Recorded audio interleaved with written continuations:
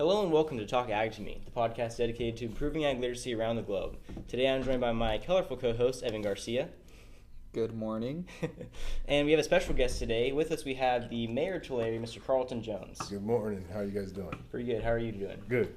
So, as I mentioned in a previous episode, I tried to get him on the podcast earlier and he hadn't happened to respond to my email, so I'd like to give him this opportunity now, like I gave Eric Wilson, to give his side of the conversation that was had on Facebook. So if you want to start out with an introduction of yourself, that's perfectly fine, or if you just want to jump straight into the issue, it's entirely up to you.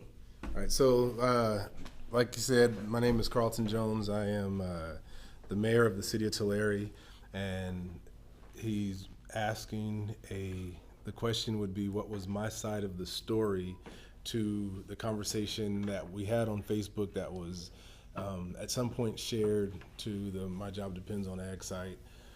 And so, I would say it isn't like my side of the story. It's just explaining what everyone saw and heard was a conversation that turned into a bit of a debate/argument between myself and 3 or 4 other people. Okay, so you were talking about how, for those of you outside of the room here, we actually just had about a 2-hour or so meeting with the mayor discussing all the things that were said on Facebook, all the issues that we had with his comments, and discussing a lot of different topics regarding agriculture. And Evan and I are joined by several members of Tulare FFA and several of our teachers. And in that discussion, the mayor here explained that he was having, from what you tell me, an argument with a good friend of yours, Eric Wilson's sister. Her name is Kayla, you said? Right, that was the debate. That part was the debate part of the conversation. I wasn't really arguing with Kayla. The argument probably happened more with when Eric Wilson was tagged to the conversation.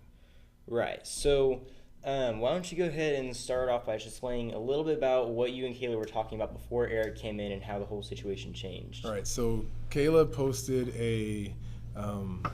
it was a comment about her opinion of the governor and what's going on in California, and I don't remember the image that she put, but I read it, and the only part that made me ask her a question was she mentioned that the ag industry was being obliterated in the state of California, and I totally disagreed with that, and so I asked her just for clarification if she said that ag is being obliterated in California.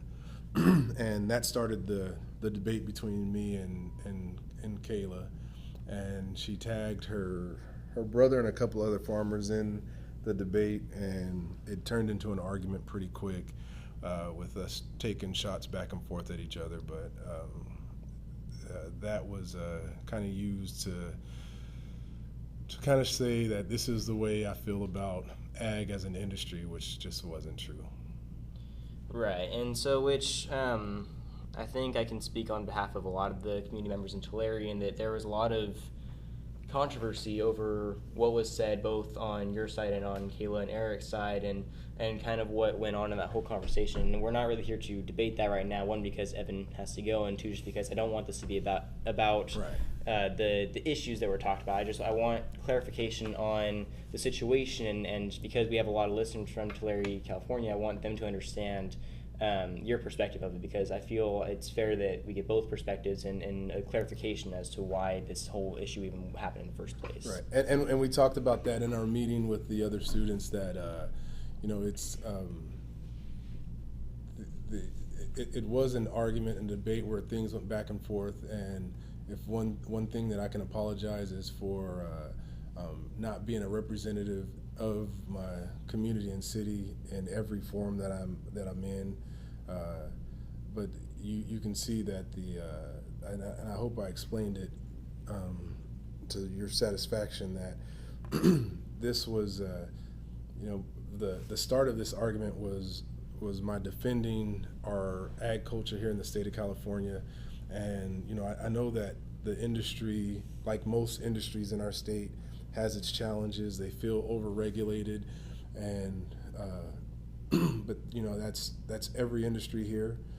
I do think we're alive and well. I went on mentioning some of the challenges that we have, and I probably could have used better language of saying that these are challenges and not our problems. These are a lot of concerns that a lot of people have with the ag industry, and with the recent information that went out to our city about our groundwater contaminant. I would hope people understand that that's just identifying an issue, and after that we identify what we're doing to fix those issues. So, I'm not sure. Evan, do you have anything you want to do? I think if people are paying attention at this point right now, I really do appreciate you apologizing for the heat of the moment in the argument, and also acknowledging that you could have worded what you said a little bit differently, even though it was taken out of the context of the whole conversation, as you said. So I would like to say that I appreciate you saying what you had just said right now. I agree, and I think it's important to note that what you said and how you behaved in that conversation wasn't the only wrong behavior at that time. Like you were saying, you and Eric both said some things that neither of you probably should have said, and at the time I wasn't aware of what was said in the full context of the conversation. So when I was addressing Eric, a lot of those things weren't brought up, and so I wasn't able to ask him about them. But I'm sure that he regrets a lot of things that he said as well, as they were not appropriate for the types of conversations that you should have been having about this industry. Right, and it's one of those things that if it's the conversation between two people, as inappropriate it may be, if it stays between those two people, the reconciliation is between those two people. I agree. If Eric says something to me that at some point he says, you know what, that may have came off a little offensive, or I say something to Eric and at some point I say, you know what, thinking back, I've said something that's a little offensive. If that conversation stays between us, that apology can stay between us. But once this conversation was shared and the impression was given that this is how I think of an entire industry, then the apology comes to, I have to apologize for everybody that I represent. Mm-hmm. And not just the council, but my entire community. Now, as far, and we talked about, right, that being the issue, and I was like, hey, you're right. I never said that, I should act like that all the time, because I didn't. It was an argument that was between two people that one of us decided to share it, and he has every right to do that. But I'm going around saying, I've been here in Tulare for a very long time. I've been a supporter for ag for a very long time. I have an extensive background in agriculture, so I really take offense to someone bashing it to make they're making their point against their political feel about our governor. But I just said, don't throw our ag industry under the bus to do it. Yeah, and I think it'd be good just to kind of go over a couple of what I consider one of the bigger points that we brought up in the conversation earlier, and along those lines are like how at the end of your original comment that was taken out of context, it says you can't educate me. As one of our students here brought that up and you responded with, I appreciate you clarifying that you weren't talking to the entire community, you were talking to the one person you were arguing with. Right, and that was that. I think that was at the beginning of that piece, that statement where I said you can't educate me because you're trained, and I was if you saw the conversation before that, I was responding to my friend Kayla, and every time she would start something, she would say, let me educate you on this, or she would tag a couple of people in and say, let them educate you on this. And we were arguing about some of the effects that ag would have on the environment, on water. We were arguing the fact that they're contributing factors to asthma or valley fever. And my mistake was coming off saying ag causes these, instead of saying ag is a contributing factor to these. So I can see how not only Eric and Kayla were offended, but how other people were offended. That part of the conversation, I can't even say that it was taken out of context. It was more, I wasn't clear on my argument. But my response to her saying all these people were going to educate me on something that I feel I've already had the research and done my education, and they were trained to think that way. That was my response. I wasn't talking to, hey, everyone in ag, you can't educate me. No, I was talking to one person who would start off every phrase with, let me educate you. Yeah, I think it's like Alyssa said, I think that was kind of just, it sparked a fire that didn't need to be sparked just because of a misunderstanding about what was actually going on in the situation. Right. So, Evan, do you have anything else you want to? I just think a lot of what you just said is what a lot of people are looking for in this situation. You know, hopefully they listen and see this, because what you did with us today, there's 10 people here. You can't do that with everyone in Tulare County. And some people you can't do it with civilly at all, as we saw at the last city council meeting. There are definitely people who had a good message, and definitely some people that were had a little bit more fire to their back, and it was interesting to see. But I really appreciate you explaining how you just said, not necessarily that what you said was taken out of context, but that you had a mistake of not wording it the right way, and a lot of people are looking. That's what I was looking for you to say. Right. It's like putting together a rock to throw at somebody, and I didn't put a lot of science into it. I just, all right, someone's throwing a rock at me, I'm gonna pick one up and throw it back. Yeah, that's just how it was. And you know, I didn't. And we've all been in those situations. Yeah. And like you said, there are some people. You know, given these opportunities, I've known Mr. Catano for a very long time, and whenever one of the students gave me her letter at my forum, and that's what my forum was for. You know, you say you can't. We invited the students, and there were 10 kids here. But part of what makes this work is the message that they take out of here. And even though some of them are, hey, you know what, I get it.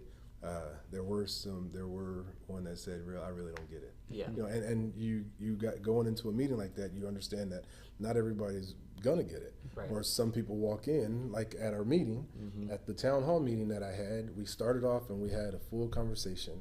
And then some people stood up and read the letter that they wrote before they even got to the meeting. You know, it's like, this is how I feel. No matter what happens here, this is how I'm going to feel. Right. And instead of them getting up and asking questions, they says, nope, I'm going to read the statement that I wrote in my living room, no matter how mad I was. And then you saw the just the lies that come out of it. You know, there were people saying that I didn't let 200 people in, and you were there. You know, there wasn't 200 people that showed up, first of all, and everyone that showed up, all except one person. There was only one man that I told you can't come in. The people that I didn't know how many people would show up. You know, it was like, instead of writing a letter back to every student that wrote me a letter, I said, Mr. Catano, can I just come speak to your students, give them an opportunity to ask me a question, and I can answer them back. And so that way, if they read something and they go, you know, I don't know what he means by that. This is a forum where we can ask those questions and ask follow-up questions, and you really can't do that through email. So rather than typing a blog or putting out a post of, hey, this, I said, you know what, I'm an elected official. Let's have a town hall to allow for some dialogue, because if you guys saw at the council meeting, there is no dialogue. Right. You know, people come up and they say how they feel, they turn around, high five people and cheer, and then they walk out. And if they want to stay to get an answer at the end of the council meeting, they can. But then you also have council members that look for an opportunity to grandstand. You know, and it's like they interrupt the flow of the meeting, and it's just, there's a bunch of farmers, I'm going to say I love farms. You know, or they'll look in the audience and say, oh, there's a bunch of military people, let me stand up and be the first one to say I support the military. Right. And they're just doing it as not in support of our community, but as in a way to toot their own whistle. Right. So I knew that was going to happen at the meeting. So I wanted to provide a arena where people can ask questions and I can answer them. People who are not in the ag industry, you know, there were a lot of people that didn't understand the water issue. They didn't understand a lot about the food issue. And I wanted to give an opportunity to do that. No matter what kind of meeting you're having, when it's something like this, there can be some people that's there to disrupt it, no matter what. There are people that come just to show up for the fight. And the funny thing, and I don't know if you saw this, but the media, all the news cameras kind of stayed in one spot. The meeting was cordial for the most part, up until the one part where the first time I got disappointed in that meeting is when the farm worker lady stood up and she was speaking, and she had a very strong Spanish accent, and the people were making fun of her. And she stopped what she was saying, and she said, "Hey, listen, English is my second language, but I respect this country enough to try to speak English." Right. And they kept making fun of her, and I'm like, that is the part of America that is hard to be proud of. So that was a very, minus that, or not minus, but you set that part aside. That meeting was very respectful. It went back and forth. People weren't yelling at each other. And the first gentleman that stood up, and he yelled, and he had what he wrote, and he was dedicated to sticking to that way of thinking. And then he held up his Recall Jones sticker, and and said, "You need to get out of here. You just need to quit." And they were the first one. That he was the first man that the camera ran over to interview. Yeah. And I tell people all the time, for some reason, Tulare has became the face of any bad news, especially for the Valley Voice. If you go on their website and you look through all of their articles, it's something bad about Tulare, and all the great things that happen here, they just write out the bad. Now, Advanced Register, they're both. They're just telling the news. If something bad happens, they're going to print it. If something good happens, they'll print it. Our people have to understand that bad news is news. Right. And we, whenever we come together as a community and work these things out, then those media outlets that just want bad news, they'll kind of go away.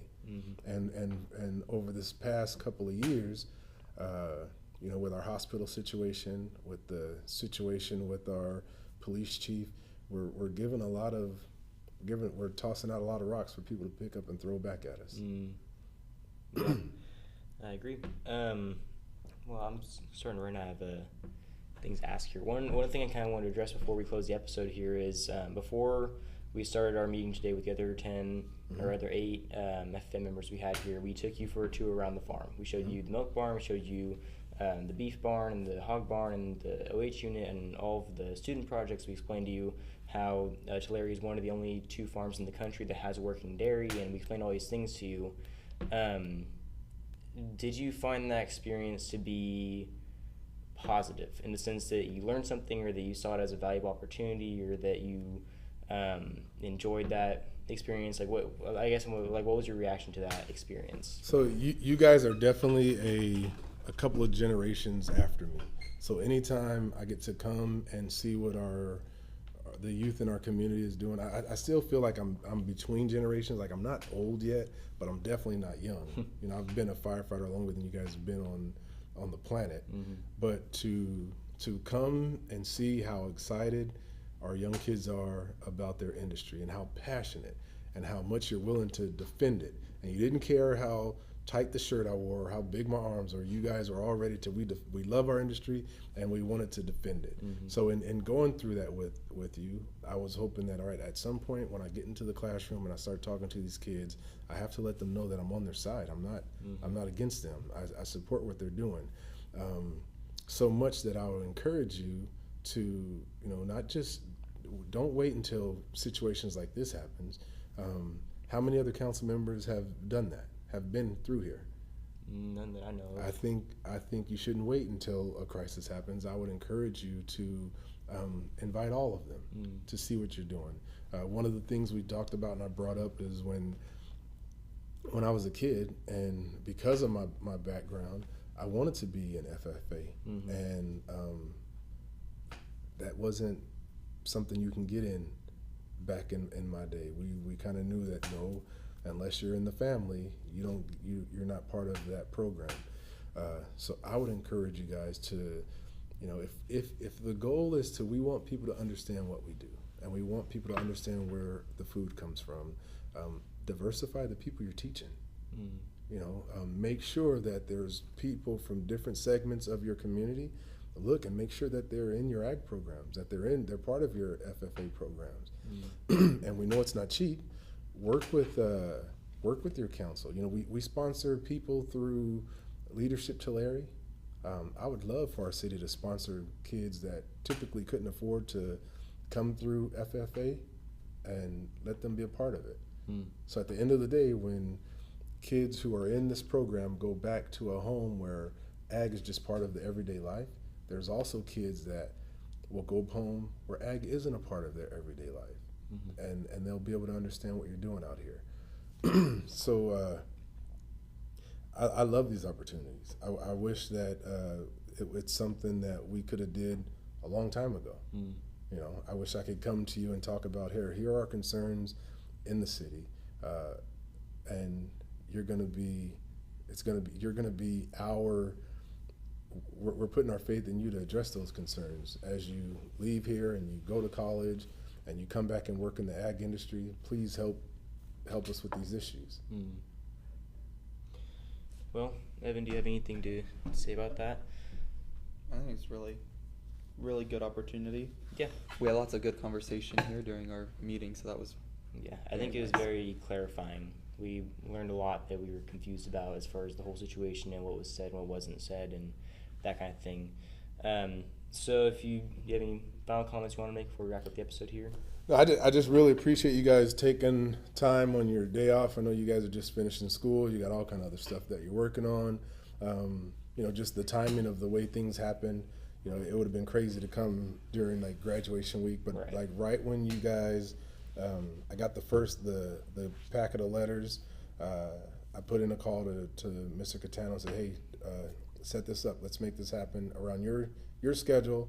But I think it would be easier for me to come have a conversation with the students than just send out a generic response back, or to write letters to every single student trying to make it personal when a lot of the questions were the same, a lot of the concerns, and the big, like going through all the letters, and I went through every last one of them. The part about you know, you can't educate me was a concern. You know, a lot of people took that as if I was personally telling them that there's nothing I can learn from you. And that's not true. When I'm telling someone, in that argument, I was talking to someone that no matter what I said, they were stuck on a narrative. They knew that we're going to make this argument that the mayor of Tulare is anti-ag, and no matter how many times I said no, that's not it at all, they continue to say that again. But they're people. They're at some point we got to stop letting people who aren't from here come in and incite fights here. You know, and not only from like companies that they're coming to. I mean, they'll you know, they weren't here before, but they'll come here and be like, hey, let's encourage this fight in Tulare, and newspapers and TV channels from other towns, they come here and say, ooh, there's a fight in Tulare. At some point we got to let them know that it's almost like the Western Union rivalry. You know, we'll go at each other, but if an out-of-town school comes in and says we're going to get Union, Western's the first one to step up and be like, no, you're not. We're Tulare if we're anything. Yeah. And so, I think we can get there. Yeah. I sure hope so. Yeah. Well, I'd just like to thank you for taking your time out of your day to come and talk to us as students, to come and be on this episode. And I apologize for not having what you meant by I invited you on my podcast. No, yeah, that's my mistake for not, you know, being clear about what I meant by podcast and by coming in and talking on an episode and that kind of thing. So yeah, once again, I appreciate you coming out and taking your time to talk to us and really clarify everything. And I think this was a good experience for everyone involved. Right. And anytime you guys need me to come back, or now that I know what a podcast, what you meant by that, if you need me to be on it again, we can do it. Definitely. All right. Well, I think that's it for this episode. I'd just like to thank all of you for tuning in. Make sure you check us all out on our social medias. I'll link those down in the description. And don't forget, if you ain't today, thank a farmer.